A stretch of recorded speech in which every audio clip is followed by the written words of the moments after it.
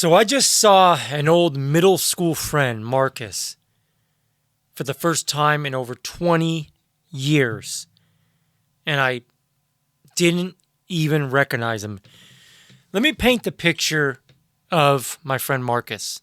So I met Marcus in probably 6th grade because when I went to school, it was 6th, 7th, 8th was middle school, 9th grade on was high school.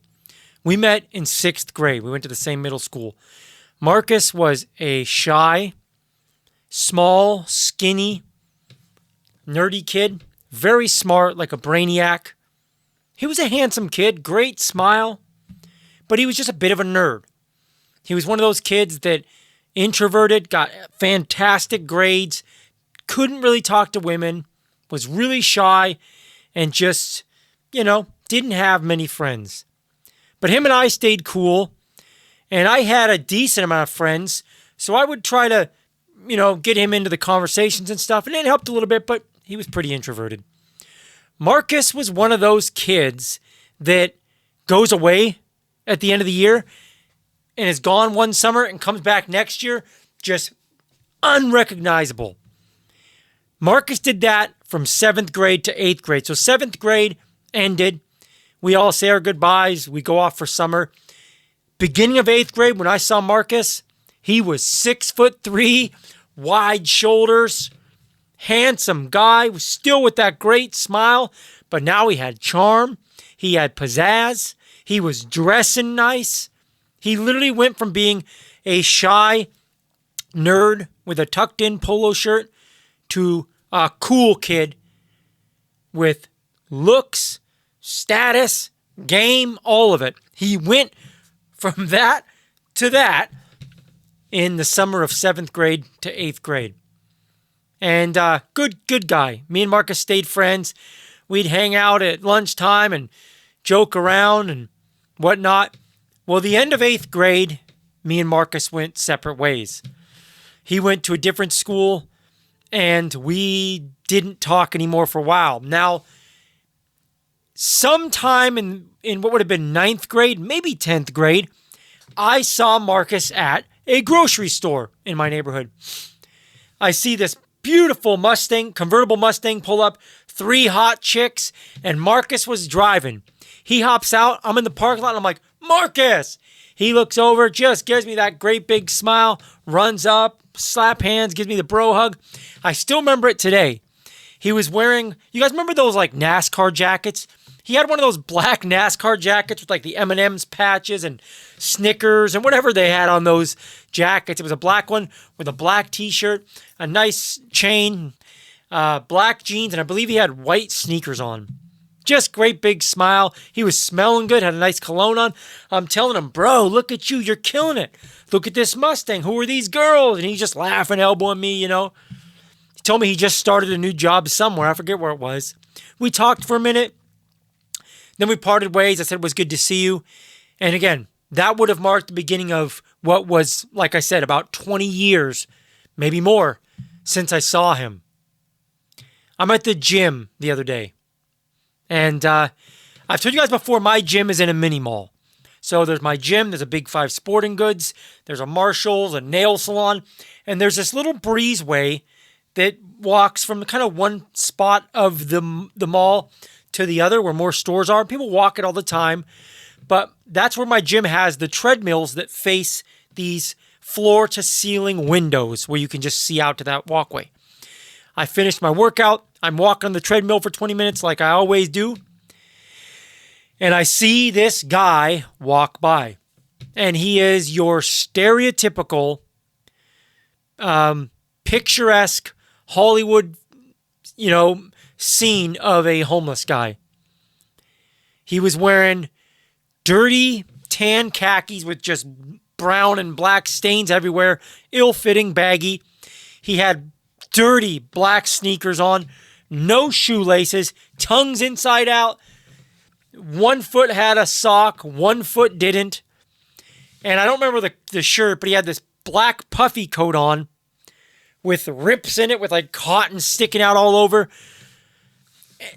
And he literally looked like your stereotypical homeless guy. He had a crazy afro with a bald head on top.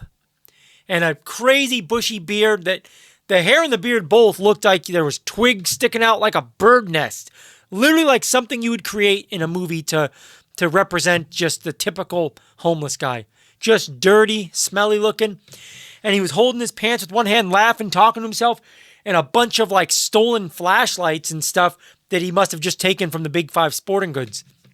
I seen this guy go by, and he stashes his stuff in the bushes. We're just barely almost out of my sight. He stashes a flashlight in the bushes, and he's trotting along again, going towards the stores.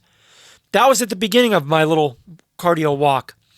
And probably 4 or 5 minutes go by again, and this same guy comes trotting along with a bunch of stolen stuff from Marshall's now.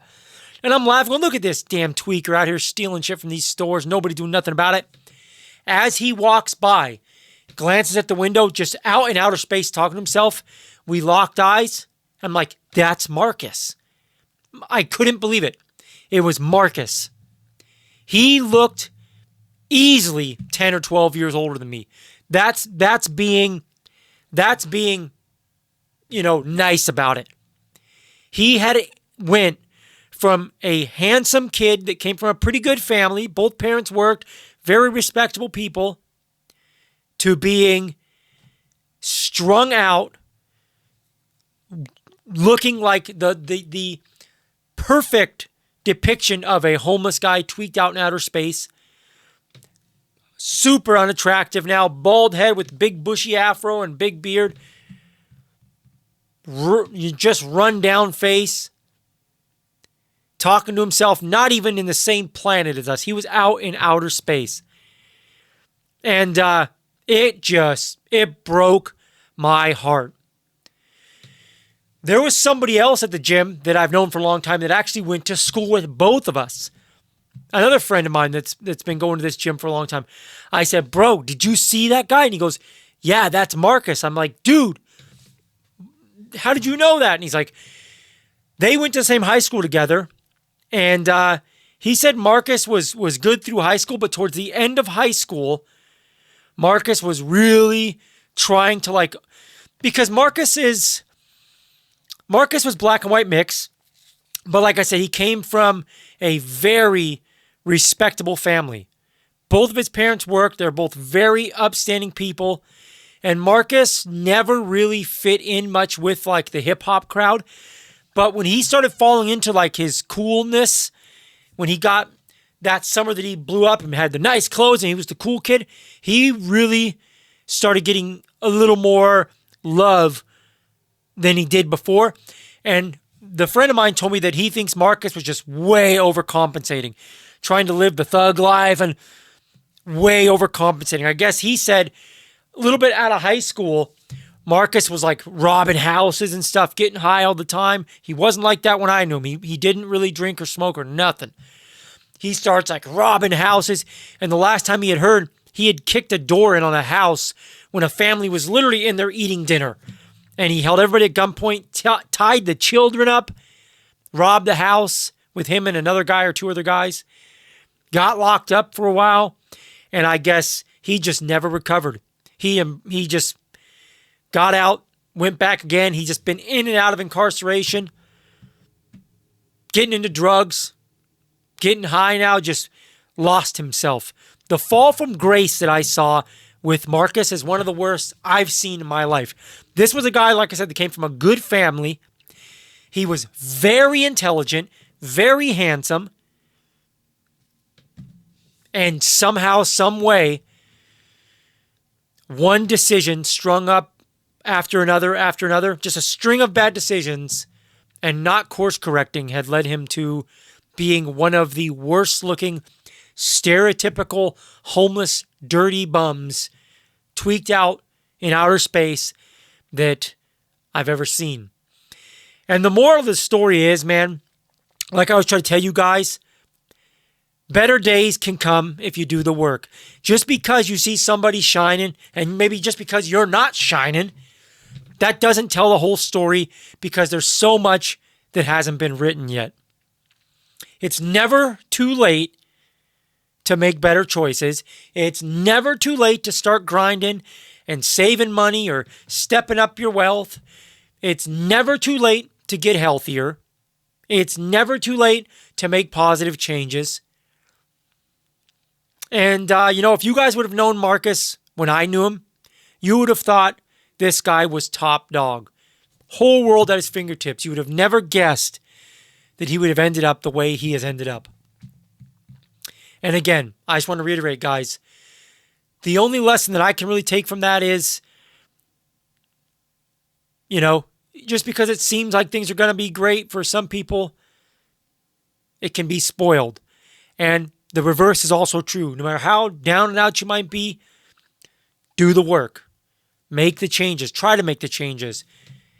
Health, wealth, happiness. You've heard it 1,000 times. Try to enjoy the journey of that stuff too. I know that's cliche and that's hard for a lot of people, but I'm telling you, this life is a wild roller coaster. Try to enjoy it and try to improve as best you can while still keeping your sanity.